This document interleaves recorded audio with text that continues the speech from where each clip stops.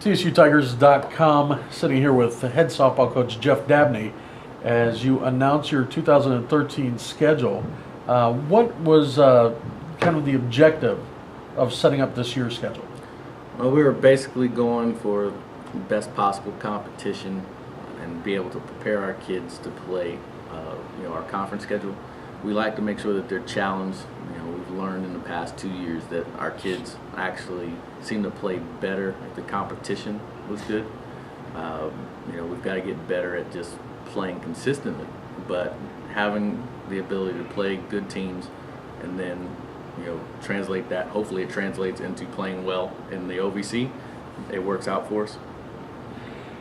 You mentioned about playing a lot of good teams. Currently on your schedule, you have 7 teams that made it to the NCAA tournament last year, and of course playing once again, games against teams from the SEC, the ACC, like Florida State, Tennessee, Mississippi State, and Auburn, and all that. Is that kind of the idea behind putting them in front of these type of teams? It's part of the idea. I mean, we really want them to see what the level of play is in the NCAA tournament, because that's obviously, that's our goal. We want to be an NCAA team. Taking them to those places is also about experience.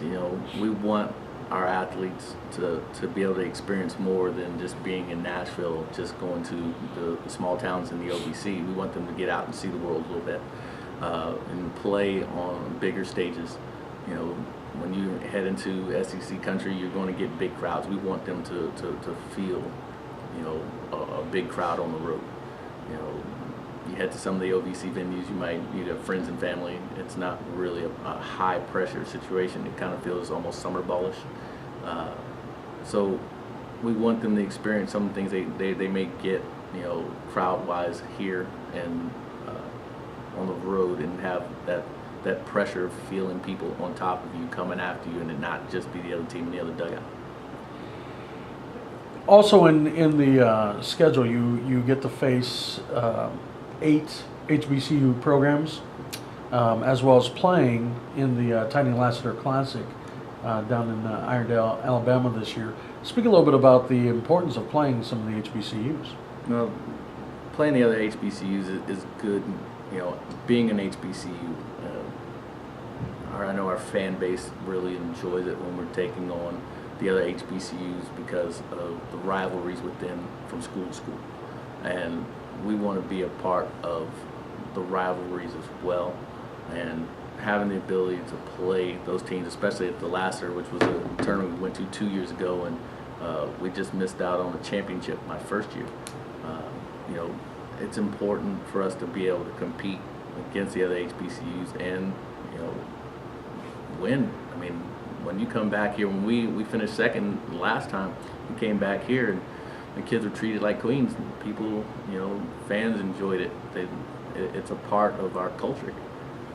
They want to see us do well against the other HBCUs, so we schedule them specifically so that we give our fan base what they want. Now, part of the tournament schedule, the preseason, you have last year we had 1 home tournament. This year we have 2. We have a 5-team tournament and a 6-team tournament on 2 separate weekends. What's the importance of having home tournaments as well? More home dates, more time to be in front of our fans. It's great playing on the road and playing at a lot of great places, but there's no place like home. I want to play as many games as we can here, and we have the weather, the facilities, and the talent to host tournaments. I believe if we actually wanted to, we could host tournaments every weekend in the preseason and get teams. We're turning people down. We get interest from Big 10 teams and Big 12 teams, and it's amazing. I wasn't sure that we'd be able to pull off 1 tournament, and as easy as it was to get people to want to come last year, I said, let's see what happens with 2. I've been toying with the idea of a 3rd tournament. It's easy to get games at home. Why go on the road? It saves us money that we can use for other things. Maybe bigger trips, somewhere else. So playing at home is what I want. Giving people here in the Nashville area, the ability to see high-level softball here at TSU with many different teams coming in, you know, it grows our fan base. You look at the teams in the country that, you know, that have a huge fan base. They have a huge fan base because they keep feeding them more games. Obviously, they win, you know, and winning's important to growing your fan base out. But you have to give them something they want to come watch. And if you bring in good teams and your team is playing well, it only benefits the program. Speaking of bringing in good teams, you know, 2 years ago you were able to bring Tennessee, you know, for a home game, a home doubleheader, or excuse me, a home game. Last year you were able to bring in Ohio State. This year you're bringing in Indiana from the Big Ten to play in the tournament, and then even getting a single game with Auburn coming to play on Tiger Field. You know, speak a little bit more on the importance of even the higher profile games. Well, you know, we're in SEC country. I don't deny it. I don't even try to shy away from it, and we're going to use that. You know, getting Auburn to come in here, it was what we wanted. We want to bring in, you know, they may not be coming to watch us like when we had Tennessee here. Tennessee fans came here to see Tennessee and left here going, wow, okay, I didn't realize their facility, TSU's facilities were like this. You know, this is a nice campus. Their team's not bad. You know, we made an impression on Tennessee fans while they were actually coming to watch their team play. I believe that also helped with fan support later on, because there were people that I know that were in the stands at the Tennessee game a couple years ago that have shown up to watch us play. You know, they can't always run up to Knoxville and watch them, but they're right here locally, and now they have the ability to watch another quality team in the state of Tennessee play right here close to home. And we may never steal their fans from them, but they may support us a little more than they used to. And, you know, Auburn's going to have a following, Indiana, you know, these are BCS, you know, named schools, so they're going to have a built-in following, you know, so they're going to bring people here, and if they're local people, you know, they have alumni bases here in Nashville, if their local people come out and watch us play and they're fans of softball, I believe if we play well, we can get them to come back, even if Auburn or Indiana is not here. So, you know, scheduling those teams, you know, it's a point of emphasis. You know, we're already, you know, kind of scheduling and thinking about who we're going to do in 2014, because we want to keep people coming. This is a sport, and it's fun for us, and it's my job, and it's entertaining for the kids, but it's also an entertainment for people. And the more you can entertain them and give them, you know, give them something to draw them in, the more I think you can keep them coming back. And the more they're coming back, you know, the better experience is going to be for the players. So obviously it's a nice strong schedule, and it has a lot of variety of different teams, different conferences, and we've talked about all the big conferences as well as, you know, some of the HBCUs and so on. How does that help prepare you for conference play? And then speak a little bit about conference play as well.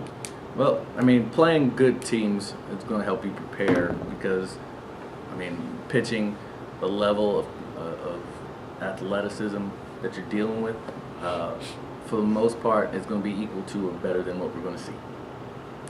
Play it enough, our kids have to raise their level of play. And if you're playing those teams consistently, and we have to raise our level of play consistently, it becomes a consistent habit. We play consistently at a high level. Going into conference, nothing should surprise you. Nothing should worry you. You know, you are prepared.